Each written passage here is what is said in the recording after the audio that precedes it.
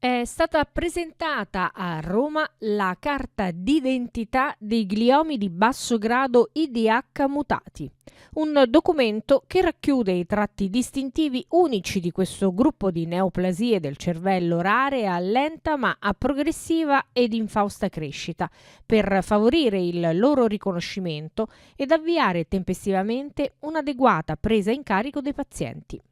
L'iniziativa, unita alla diffusione di un manifesto che sintetizza bisogni e priorità, apre un percorso di dialogo e di confronto patrocinato dalle società scientifiche di riferimento insieme alla Federazione delle Associazioni di Volontariato in Oncologia per garantire la migliore gestione della malattia.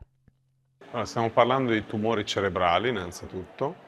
Di basso grado significa con un'aggressività limitata, ma che purtroppo non significa che siano tumori che stanno fermi. Quindi siamo di fronte a neoplasie cerebrali a lenta crescita, rare, perché la loro incidenza è di circa una persona su 100.000 all'anno e che purtroppo hanno una tendenza a dare sintomi nel giovane, nel paziente giovane. Quindi già da questo elemento abbiamo diverse caratteristiche: raro, giovane, lenta crescita e con una peculiarità, una mutazione specifica, quella del gene IDH1 e IDH2,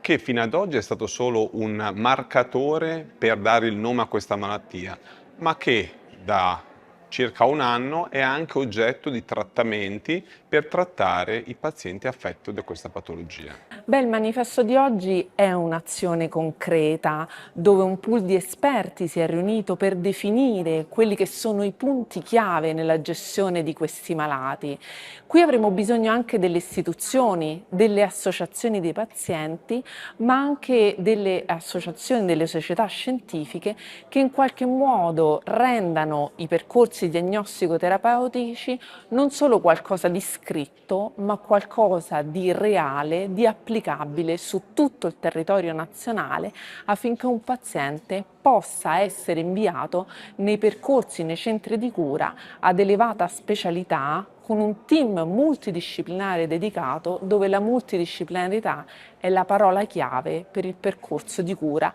di malattie rare ad elevata complessità, che hanno però una sopravvivenza a medio e a lungo termine e dove ridurre la disabilità di questi malati è fondamentale, soprattutto non solo per l'aspetto terapeutico, ma anche per quelli che sono gli aspetti, diciamo, della sintomatologia, quindi l'accesso alla riabilitazione motoria, l'accesso alla riabilitazione cognitiva per ridurre la disabilità e migliorare la qualità di vita di questi malati. La cura di questi tumori, diagnosticati spesso all'improvviso, che colpiscono circa 60 giovani adulti nel Lazio e che impattano pesantemente sulla vita emotiva, sociale e lavorativa, è oggi oggetto di un importante cambio di paradigma. Grazie alla ricerca ed all'oncologia di precisione sono state realizzate terapie mirate dirette contro le mutazioni IDH che caratterizzano la malattia. Sostanzialmente noi abbiamo tre presidi terapeutici fondamentali: la chirurgia,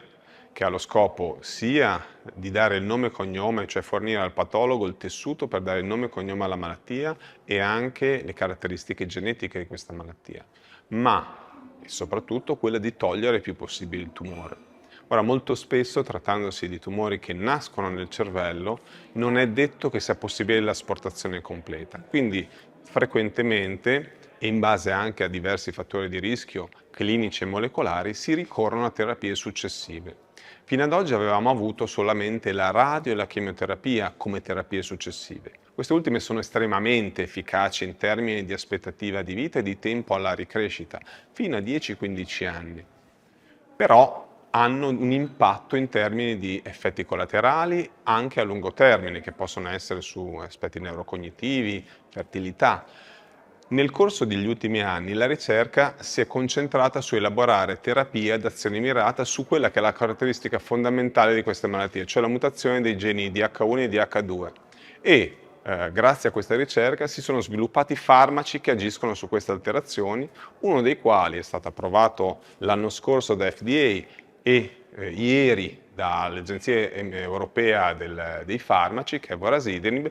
con lo scopo di posticipare più possibile, in maniera efficace, il trattamento di radiochemioterapia. Questo farmaco ha proprio questo scopo, non tanto di sostituirsi alla radiochemio, ma da allungare il più possibile il tempo a questi trattamenti che sono ovviamente efficaci ma altrettanto invasivi. Quindi finalmente abbiamo portato anche la neurooncologia nell'ambito della medicina di precisione. Il contributo fondamentale è una nuova sfida, è qualcosa che noi vedevamo in altre patologie oncologiche e oggi la neurooncologia nei gliomi di basso grado di precisione vuol dire una terapia mirata per i nostri malati, vuol dire non trattare la patologia, vuol dire aggredire direttamente la mutazione responsabile in qualche modo della progressione di malattia e quindi curare quel singolo paziente, e questo è fondamentale e ci auguriamo di poterlo applicare anche in altre forme di tumore cerebrale primitivo.